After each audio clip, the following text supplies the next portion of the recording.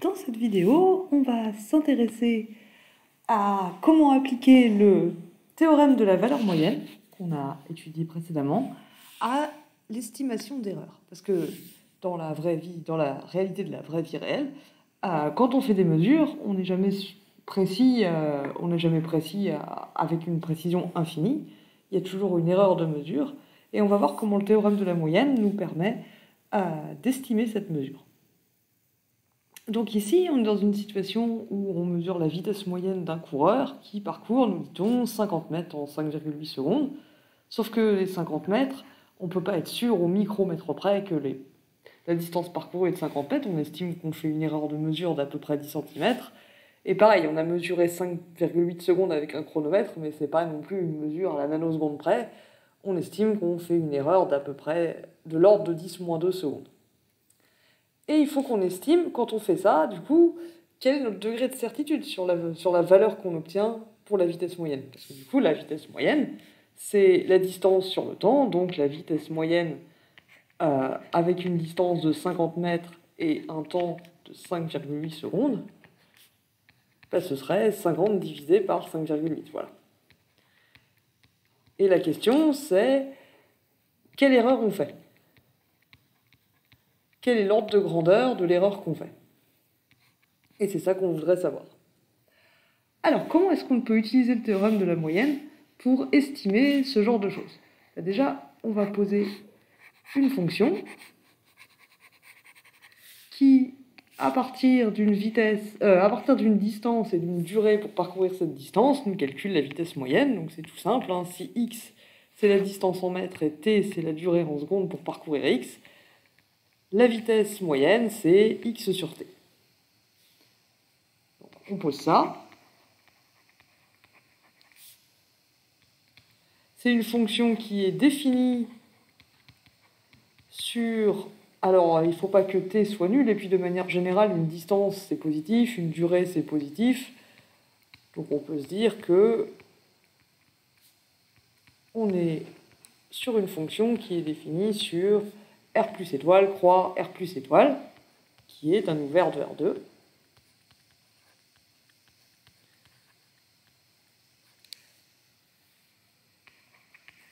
Et cette fonction est dérivable. Vous voyez que si je fixe x, je ne vais pas avoir de difficulté à dériver par rapport à t, et pareil de l'autre côté, dv sur dx. Donc si je considère t comme une constante et que je dérive par rapport à x, j'obtiens 1 sur t. dv sur dt, si je considère cette fois x comme une constante et que je dérive par rapport à t, j'obtiens moins x sur t carré.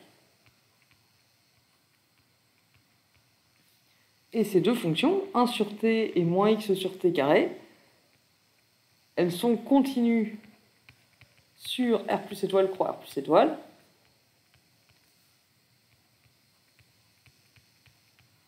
Donc v est une application non seulement dérivable, mais différenciable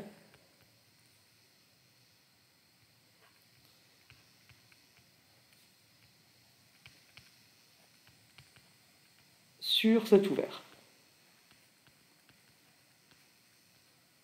Et puisque v est différenciable, je peux lui appliquer le théorème de la valeur moyenne. Alors, à quoi ça me sert? Supposons que je fasse une petite erreur delta x sur la mesure de x et delta t, une petite erreur sur la mesure de la durée. D'après le théorème de la moyenne, donc on peut appliquer le théorème de la moyenne. Qu'est-ce qu'il nous dit? Il nous dit que si je prends delta x et delta t suffisamment petits,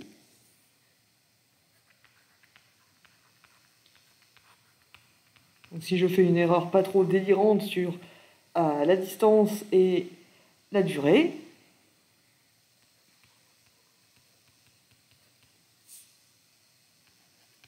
quel que soit x et t dans... je vais l'appeler u, ce sera moins long à écrire que 0 plus l'infini au carré. Hop là, voilà. Lui, maintenant, il s'appelle u. pour tout xt dans U, si delta x et delta t sont petits, x plus delta x, si x est positif et que delta x est négatif mais tout petit, x plus delta x ça va être positif. Pareil pour t plus delta t, ça va appartenir à U. Et on aura, ça c'est le théorème de la moyenne qui nous dit, V de x plus delta x, t plus delta t. Donc si je fais le calcul avec une erreur delta x et delta t, et que je compare à la valeur xt, que j'aurais obtenue si j'avais exactement x et t, alors c'est égal à gradient de f, alors il n'y a pas les valeurs absolues ici, excusez-moi, les valeurs absolues ne servent à rien. Ce sera égal à gradient de v en un point x étoile, t étoile, produit scalaire avec le vecteur delta x, delta t. Et x étoile, t étoile,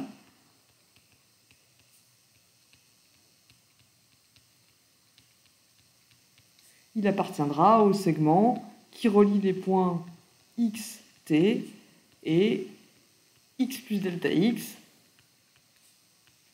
t plus delta t.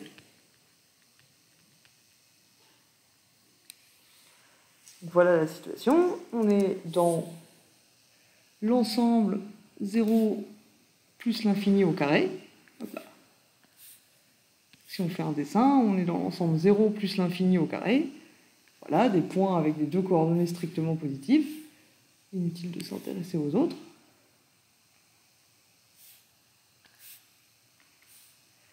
Ça c'est t, ça c'est x. On prend un point xt, et si delta x et delta t sont pas trop grands, vous voyez, même si je vais dans les sens opposés ici, par exemple par là, x plus delta x, t plus delta t, ça va rester inclus dans l'ouvert 0 plus l'infini au carré. Et ce que me dit le théorème de la moyenne, c'est que si je calcule v de xt et v de x plus delta x, t plus delta t, la différence entre les deux, ce sera le gradient de v en un point qui est quelque part entre les deux.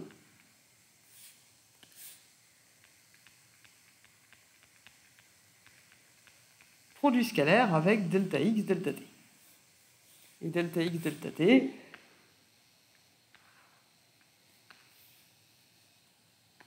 il se trouve sur mon dessin, toc, il se trouve, donc ça va être delta t, et ça va être delta x.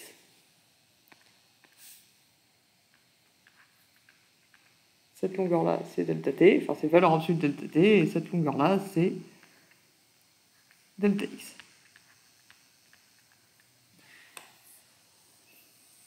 Et maintenant, un autre truc qu'on sait, et donc du coup l'erreur que je commets, finalement, c'est la valeur absolue de v x plus delta x, t plus delta t, moins v de xt, c'est la différence, la distance, entre la valeur de v avec une erreur delta x et delta t, et la valeur de v si jamais mes suppositions étaient exactes. Du coup, l'ennui, du coup, une estimation de l'erreur. L'erreur que je commets, pardon, c'est pas une estimation, pour le coup, c'est une égalité. Si j'exprime la distance entre la valeur avec l'erreur sur la distance et la durée et la valeur exacte, c'est la norme, la valeur absolue de produit scalaire de v de x étoile t étoile, produit scalaire delta x, delta t.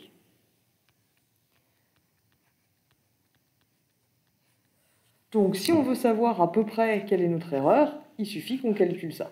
L'ennui, c'est qu'on ne connaît pas x étoile, t étoile. Le théorème de la moyenne nous dit juste qu'il y a un point quelque part entre les deux, là, où on a cette égalité, mais on ne connaît pas x étoile, t étoile. Alors d'un autre côté, puisque les dérivées partielles de v sont continues, ben le gradient,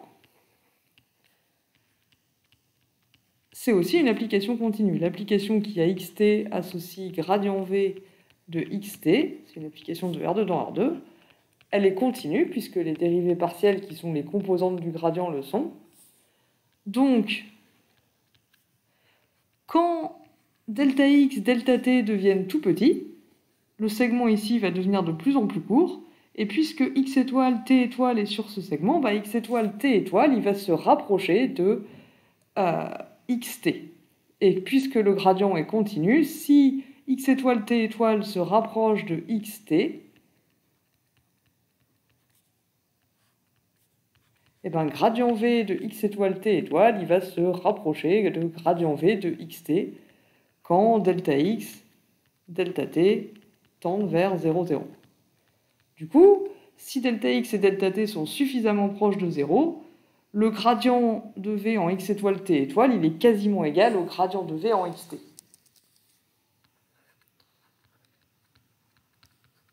C'est ça l'idée. Si delta x et delta t sont des petites erreurs, ce qu'on espère tout de même, donc si c'est proche de 0, le gradient de v en x étoile, t étoile est proche du gradient de v en xt. Du coup, l'erreur qu'on commet,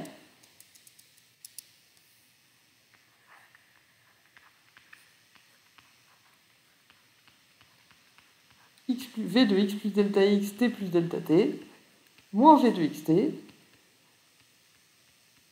c'est à peu près égal, donc là c'est une estimation de l'erreur, c'est plus une valeur exacte, c'est à peu près égal au gradient de v au point xt, produit scalaire avec delta x, delta t. Et ça, on va pouvoir le calculer. Donc allons-y. Ça, je vais l'appeler E, c'est notre erreur, c'est ce qu'on veut estimer. Et ici, on a quoi? On a la distance qu'on a mesurée, c'est 50 mètres, si je ne dis pas de bêtises. 50 mètres. T, c'est 5,8 secondes.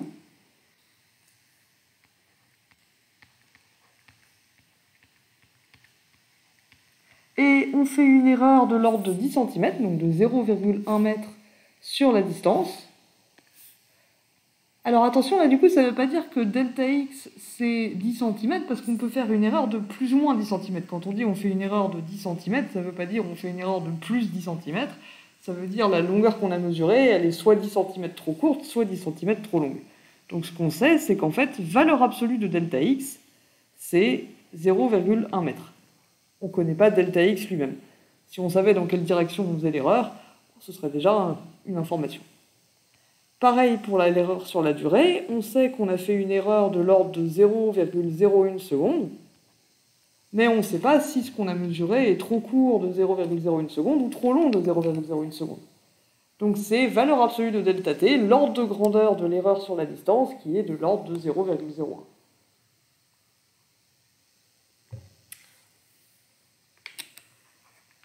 Alors qu'est-ce que ça nous donne?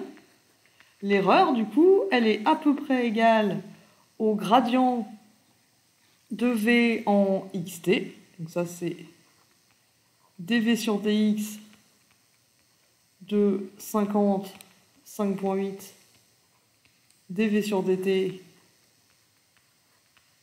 de 50, 5,8, produit scalaire avec delta x, delta t, et je rappelle, delta x, delta t, c'est plus ou moins 0,1, et plus ou moins 0,01, mais je ne sais pas si c'est des plus ou si c'est des moins. Donc pour le moment, comme je ne les connais pas, je suis obligé de les laisser comme ça. Alors, dv sur dx de xt, on avait trouvé que c'était 1 sur t. Donc ici, on obtient un produit scalaire de 1 sur 5,8 et dv sur dt, c'était moins x, donc c'était moins 50 sur 5,8 au carré. Moins x sur t carré, on avait trouvé. Produit scalaire avec delta x, delta t, que je ne connais toujours pas. C'est plus ou moins 0,1 et plus ou moins 0,01. Donc ça nous fait delta x sur 5,8 moins delta t sur fois 50 sur 5,8 au carré. Alors comment on s'en sort maintenant avec le fait qu'on ne sache pas si la delta x et delta t sont positifs ou négatifs? Comme on nous demande juste une estimation de l'erreur, on va mesurer l'erreur au pire, on va majorer l'erreur en supposant qu'on a fait les erreurs les pires possibles. Du coup, on va majorer ça par valeur absolue de delta x sur 5,8 plus valeur absolue de delta t fois 50 sur 5,8 au carré. Et valeur absolue de delta x, valeur absolue de delta t, je connais. Valeur absolue de delta x, c'est 0,1. Valeur absolue de delta t, c'est 0,01.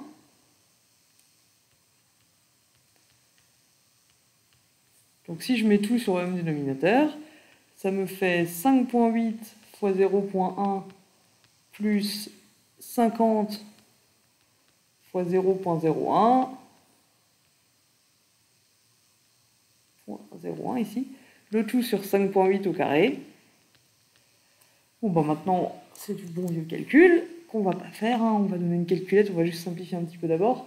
Donc on se retrouve avec 0,58 fois plus 0,5, ce qui nous fait, si je dis pas de bêtises, 1,08, divisé par 5,8 au carré. Et là, on fait appel à la magie de la technologie pour nous dire combien ça fait 1,08 sur 5,8 au carré. C'est de l'ordre de 0,032. Donc 3,2, 10-2.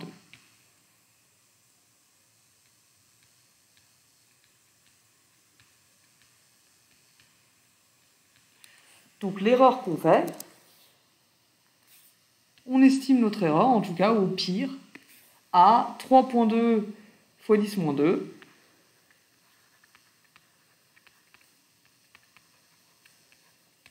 Mètres par seconde, du coup, puisque les unités sont des mètres et des secondes. Environ, puisqu'à nouveau, c'était d'une part une approximation ici, qui était due à la continuité du gradient, et ensuite une majoration ici. Donc ici, ce qu'on a en fait estimé, c'est en quelque sorte plutôt l'erreur maximale. La pire erreur possible qu'on puisse commettre, c'est 3,2 fois 10-2. Mètres par seconde. Et voilà comment une application moins mathématique et moins exercice et plus pratique du calcul différentiel, on peut utiliser la continuité des dérivées partielles, donc la continuité du gradient, la différenciabilité et le théorème de la valeur moyenne pour estimer facilement des erreurs qu'on fait quand on calcule une quantité à partir de mesures qu'on a faites avec une certaine erreur, c'est-à-dire systématiquement. En fait, on ne mesure jamais un phénomène avec une précision infinie. J'espère que c'était clair et je vous remercie de votre attention.